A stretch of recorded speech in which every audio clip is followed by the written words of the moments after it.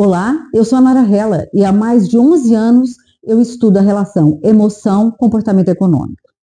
Como economista, eu sempre quis entender por que a economia, que é uma ciência humana, mais parece uma ciência exata, principalmente porque as previsões dos modelos econômicos nem sempre se confirmam. Ou ainda, por que os economistas e profissionais de mercado tomam decisões tolas, mesmo sabendo que elas serão prejudiciais no futuro?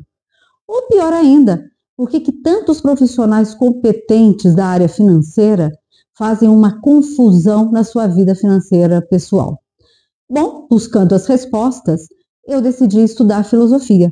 E assim eu fiz o meu bacharelado, mestrado, doutorado em filosofia e depois pós-doutorado em psicologia.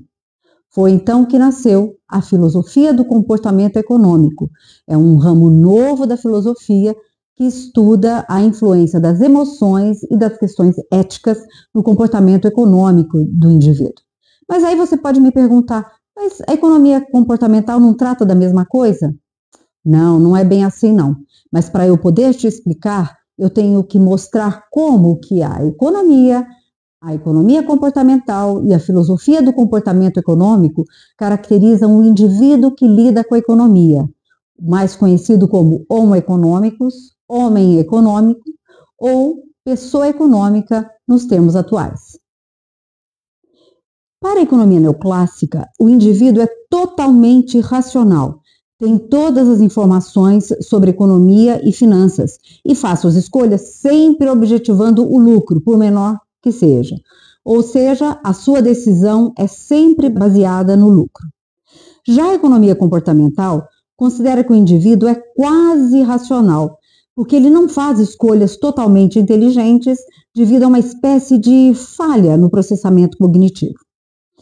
A filosofia do comportamento econômico, no entanto, concorda com a economia comportamental de que o sujeito não é 100% racional e que faz algumas escolhas não tão inteligentes. Mas ela não concorda que isso ocorra somente por falhas no processamento cognitivo. Para a filosofia do comportamento econômico, as emoções e as questões éticas exercem uma influência muito mais poderosa que qualquer erro de raciocínio. Os próximos 2 slides caracterizam como a economia neoclássica, a economia comportamental e a filosofia do comportamento econômico caracterizam o indivíduo que lida com a economia. Vamos ver as diferenças? Imagine que esse retângulo seja a mente do indivíduo. Então, vocês vejam que ele tem uma parte maior, que é considerada a parte racional, e uma outra parte menor em cima, que é a parte irracional. Como a economia neoclássica considera o indivíduo como 100% racional, então o retângulo estaria, na realidade, todo preenchido da cor azul clara, não haveria nenhuma divisão. Para a economia comportamental, que considera o indivíduo como quase racional, então o retângulo seria dividido. Ele teria uma parte embaixo, grande, azul clara, correspondente ao processamento mental racional, mas também uma parte menor, azul acinzentada, que corresponde à parte irracional ou à falha do processamento racional. É por isso que a economia comportamental qualifica o indivíduo como quase racional e propõe técnicas para empurrar a parte azul clara para cima, para fazer com que diminua a parte cinzenta, essa que está por cima, que é a parte irracional da mente, para que ela fique cada vez menor e, consequentemente, fazendo com que a parte racional ou a parte de baixo, azul clara, do retângulo, aumente. Essa técnica tem um nome em inglês de nudge, que significa empurrão. No nosso esquema, esse empurrão está representado pelas setas. Vocês vejam aí que tem umas setas que parece que estão empurrando a parte azul para cima.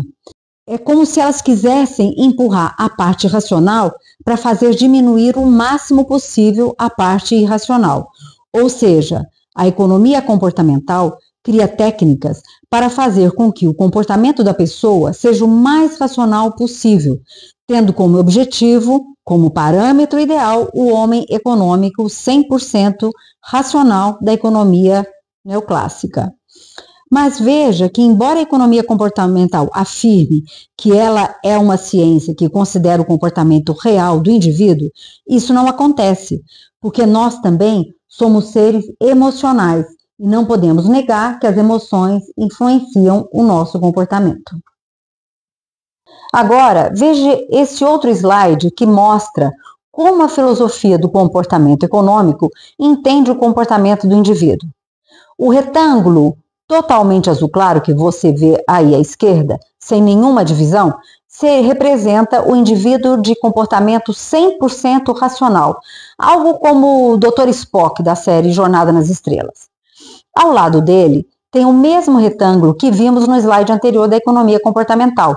Tem a parte azul clara, correspondente à parte racional, mas tem também por cima, nessa parte menor, que é a parte acinzentada, e não se refere não somente a falhas no processamento cognitivo, ou seja, para a filosofia do comportamento econômico, essas falhas, essa pseudo-irracionalidade não seria somente falha no processamento cognitivo, mas principalmente devido às emoções, que têm o poder de interferir na parte racional, levando a pessoa a ter comportamentos considerados não tão racionais.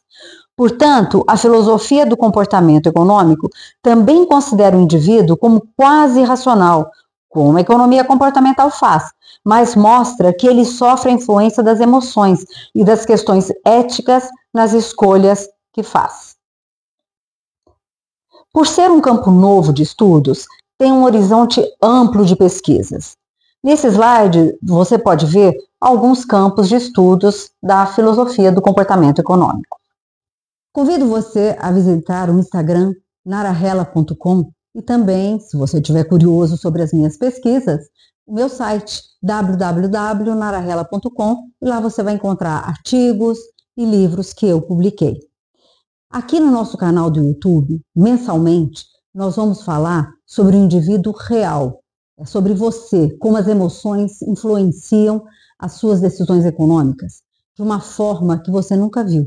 Nós vamos descomplicar para você as emoções, para que você entenda a complicada escolha econômica que a gente vive dia a dia. Nos nossos vídeos você vai entender também por que é tão difícil cuidar da nossa economia pessoal. Um abraço e até a próxima.